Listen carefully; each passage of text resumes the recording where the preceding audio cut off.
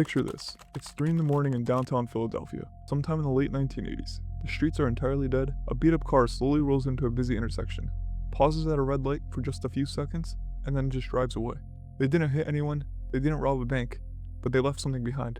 Something that would become one of the most bizarre, expansive, and unsolved mysteries of the last 40 years. Woven right into the asphalt, just waiting for the morning rush hour. We typically don't stare at the ground all day, right? We're staring at our screens, dodging traffic, trying to get to work. We usually don't actually look at the ground beneath our feet. But if you happen to look closely at the crosswalk you were standing on in the late 80s and 90s, you might have noticed something deeply unsettling permanently embedded in the street. It was a tile, roughly the size of a license plate, made of some kind of hard linoleum, completely baked into the pavement. And written on it, in jagged, carved out letters, was a message that made absolutely zero sense. It read, Toynbee idea. In movie 2001, Resurrect Dead on planet Jupiter.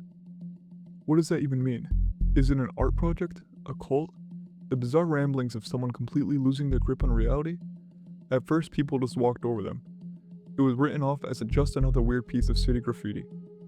But then, it became impossible to ignore, because they started popping up absolutely everywhere. We're not just talking about one weird street corner in Philly.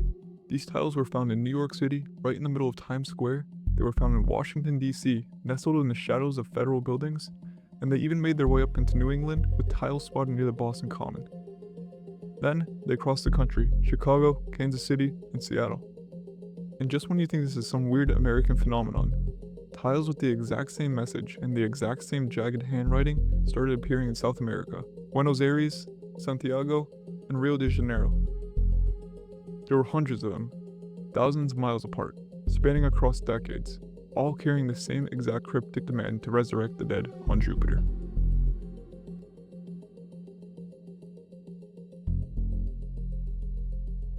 Now, before we even try to decode what this message means, we have to talk about the logistics of this mystery, because it makes absolutely no sense. If you wanted to install a permanent piece of linoleum into a city street, you'd need a road crew. You'd need jackhammers, hot tar, and traffic control. You'd have to shut down a major intersection in broad daylight. But nobody ever saw the tiler at work. They operated entirely like a ghost. There were no arrests, no eyewitness accounts of someone digging up the road, nothing. It took investigators years to figure out how this was physically happening. The genius of the tiler was that they weren't digging up the road. They were using the city itself to do the heavy lifting. The running theory is that this phantom creator was meticulously carving these messages out of the linoleum flooring, gluing the letters to a backing, and then wrapping the entire thing in heavy-duty tarred paper. They would drive over a crosswalk in the dead of night and drop the package straight down through a cutout hole, like a trapdoor, right in the floorboards of their car. They'd drive away, leaving this unassuming black square of tar paper sitting on the asphalt. When the sun came up, the summer heat would soften it, and as hundreds of massive city buses, delivery trucks, and cars drove over that spot, the immense weight would literally press the tile permanently into the pavement. Over the next few weeks, the top layer of tar paper would wear away from the tire friction, suddenly revealing the cryptic message underneath. It's a terrifyingly brilliant piece of guerrilla engineering. A massive, anonymous puzzle hidden in plain sight. But let's look at the actual message, because the deeper you read into these tiles, the darker and more paranoid it gets. Let's break it down. Toynbee idea. This almost certainly refers to Arnold Toynbee. He was a real, highly respected British historian who wrote extensively about the rise and fall of civilizations. In some of his writings, he touched on the spiritual concept of bringing dead souls back to life. In movie 2001. That's a direct reference to Stanley Kubrick's iconic sci-fi film, 2001, A Space Odyssey. If you haven't seen it, the movie essentially ends with a man transcending his human physical form on a mission to, you guessed it, Jupiter. Put it together, and whoever's laying these tiles genuinely believes that all of dead humanity can, and should, be physically resurrected and colonized on the planet Jupiter. And they believed in this so fiercely that they were willing to spend decades of their life and untold thousands of dollars traveling the globe to carve this manifesto into the streets. But if you think that's strange, it's about to get worse. Alongside the main tiles, investigators started finding what they called side tiles. Smaller, incredibly dense messages left by the same creator, usually positioned right next to the main Jupiter message. And these read less like sci-fi theory and more like a terrifying mental health crisis. The tilers started using these secondary tiles to claim they were being hunted. The messages claim that the mainstream media, the FBI, and something called the Soviet Mafia were actively stalking them, trying to silence the truth about Jupiter. One prominent side tile in Philadelphia specifically called up news executives, claiming the journalists were conspiring with the mob to have the tiler assassinated. The mystery suddenly shifted. This wasn't just a quirky street artist. This was someone living in a state of absolute crippling paranoia, screaming for help through the asphalt of the city streets. For years, the identity of the tiler was a complete black hole. It wasn't until a local Philadelphia resident named Justin Dewar became utterly obsessed with the tiles that the pieces finally started coming together. Dewar basically dedicated a massive chunk of his life to solving this, eventually turning his hunt into the incredible 2011 documentary, Resurrecting. Dewar started noticing microscopic clues in the tiles. He realized the highest concentration of them was in Philadelphia, suggesting the tiler lived there. But the biggest break in the case didn't come from the street. It came from the sky. Back in the 1980s, shortwave radio enthusiasts kept picking up a pirate radio broadcast in Philadelphia.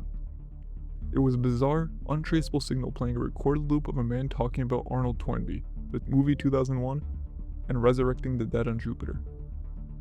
Dewar managed to track down the history of those pirate broadcasts, and after years of dead ends, digging through old records, and piecing together clues from side tiles, all the evidence pointed to one man, a reclusive, deeply eccentric resident of South Philadelphia named Severino Berna. Berna was a ghost. He had virtually no digital footprint. Neighbors described him as a complete shut-in who rarely left his house. But those who knew him noted some chilling details. Berna was obsessed with shortwave radio. He was highly paranoid, and most damning of all, he drove an old car that he had heavily modified. A car where the passenger seat had been completely removed, leaving a massive open space right over the floorboards. When investigators finally managed to look into his background, they realized that Berna's travel patterns in the 80s and 90s almost perfectly matched the sudden appearance of the tiles in different cities. But Severino Berna was never arrested. Laying the tiles was technically vandalism, but by the time anyone figured out who he was, the statute of limitations had long expired. And more importantly, the investigators realized that this wasn't a malicious criminal. It was a man struggling with severe delusions, trying to share what he genuinely believed was a message of salvation with the world. Confronting him wouldn't solve anything. It would only terrify a man who had already thought the FBI was trying to kill him. Today, the original Toynbee tiles are disappearing. The relentless wear and tear of the city traffic, combined with constant road repaving, is slowly erasing the mystery from the map. The original manifesto in Philly, paved over. The tiles in Times Square, gone. But the Toynbee idea isn't dead. Over the last decade, new tiles have started appearing. Copycats, like the infamous House of Hades tiles, have taken up the mantle, using the exact same drop method to bake new messages into the street. It proves one incredibly eerie point. You can pave over the street, and you can erase the original tiles, but you cannot kill an idea once it takes root into asphalt. Next time you cross the street, look down. You never know what someone left there for you to find.